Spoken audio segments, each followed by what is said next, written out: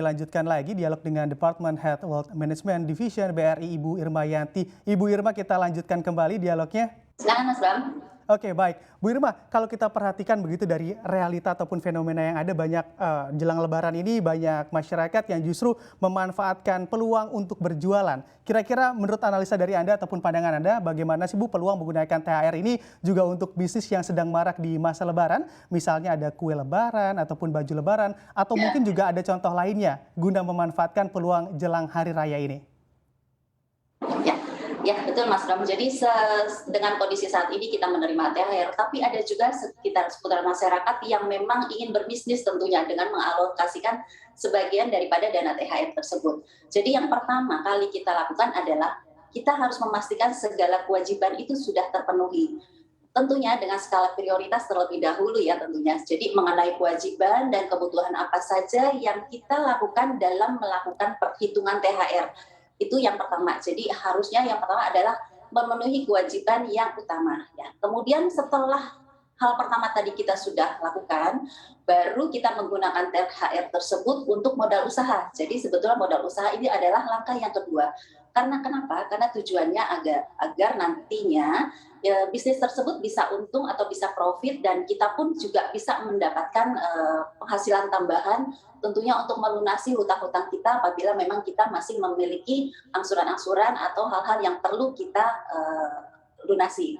Dan yang ketiga juga kita harus memilih jenis usaha atau modal usaha dengan mengalokasikan THR tersebut dengan mencoba sepertinya dengan peluang-peluang bisnis yang dimulai dari bisnis-bisnis yang sederhana, misalnya seperti bisnis rumahan, seperti tadi yang dikatakan bisnis kue kering ataupun bisnis parcel yang sifatnya itu sederhana sesuai dengan alokasi dana-dana THR tersebut. Jadi tidak perlu juga besar ataupun tidak perlu juga di luar daripada dana THR yang kita miliki atau yang kita terima, tapi itu harus sebagian yang kita alokasikan untuk berbisnis tadi. Dan karena selain berbisnis itu kita juga bisa mendapatkan atau mencari penghasilan tambahan tentunya. Karena kita juga bisa mengembangkan skill atau mengembangkan hobi tersebut dari kita bisnis-bisnis seperti tadi. Oke, baik. Bu Irma, bicara terkait bisnis dan juga usaha, selain cuan, begitu pasti juga ada resiko. Dan kira-kira dari hal ini resiko apa saja sih Bu yang harus dipertimbangkan jika mana ingin mengalokasikan dana THR untuk tujuan yang produktif tadi, dan juga bagaimana meminimalisir resiko-resiko tersebut? Ya, betul.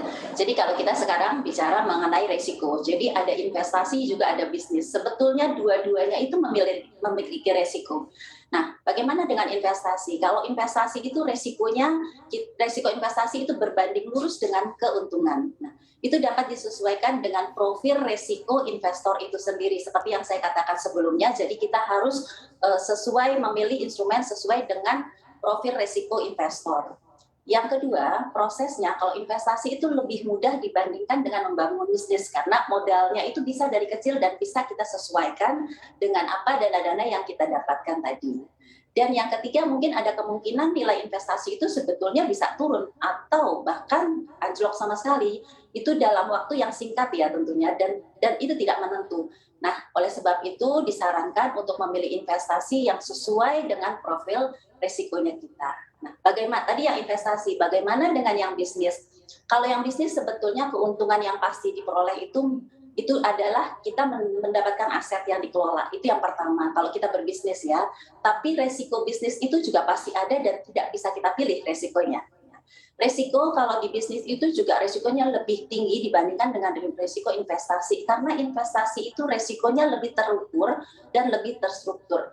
Jadi resiko itu bisa disesuaikan dengan profil-profilnya kita juga. Apabila kita mau memilih investasi apa ataupun bisnis apa yang kita jalankan. Seperti itu.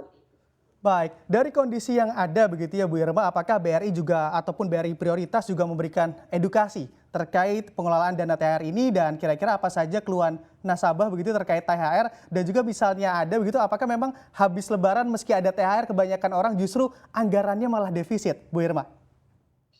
Iya betul. Sebenarnya kalau kita baca dari survei ya, jadi 6 dari 10 orang itu mengaku sulit untuk mengatur keuangan selama Ramadan sebetulnya.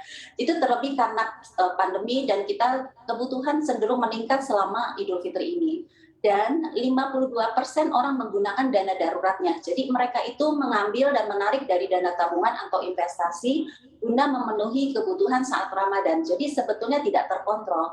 Itu ada dana-dana darurat sebetulnya 6 kali gaji yang memang kita harus sisihkan yang ada di tabungan. Tapi sebetulnya kadang-kadang kita masyarakat ini tidak disiplin dengan kondisi seperti itu. Nah, tadi kalau dikatakan apakah BRI Prioritas juga memberikan edukasi terkait pengelolaan THR ini? Tentu, karena di kami, di Wealth Management, di BRI Prioritas, BRI, ini merupakan layanan penasehat dan juga untuk memenuhi kebutuhan nasabah. Jadi melalui wealth management, nasabah itu bisa berkonsultasi kepada penasehat keuangan untuk mendapatkan strategi keuangan yang sesuai dengan keinginan serta kebutuhannya. Nah, jadi segera konsultasikan kepada kami, layanan keuangan dengan financial advisor kami di Bank BRI yang bersertifikasi dan berpengalaman untuk memenuhi kebutuhan keuangan dan pemahaman produk investasi-investasi dan proteksi secara maksimal. Jadi di sini kami juga menyediakan fasilitas-fasilitas untuk advisor yang memang kita berikan kepada nasabah-nasabah BRI Prioritas.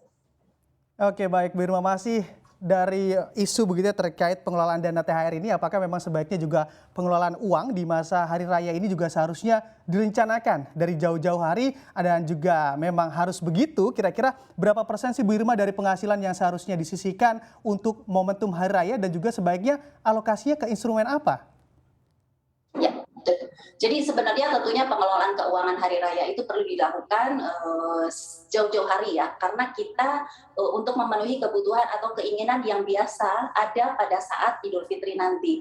Karena dengan mengalokasikan dana untuk tabungan ataupun sebagai dana darurat yang ketika sewaktu-waktu ada kebutuhan-kebutuhan mendesak, maka kita dapat menggunakan tabungan dana darurat tersebut. Nah, tadi kalau dikatakan berapa persentase sebetulnya yang memang kita alokasikan, sebetulnya secara idealnya itu kita harus menyisihkan 10% dari penghasilan untuk diinvestasikan kepada instrumen yang aman sesuai dengan profil risiko.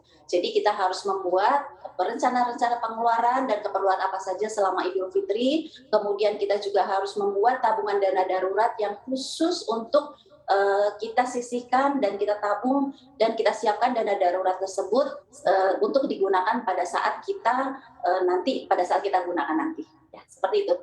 Oke, baik Bu Irma. Mungkin yang terakhir sedikit tips begitu dari Bu Irma terkait pengelolaan dana THR untuk masyarakat.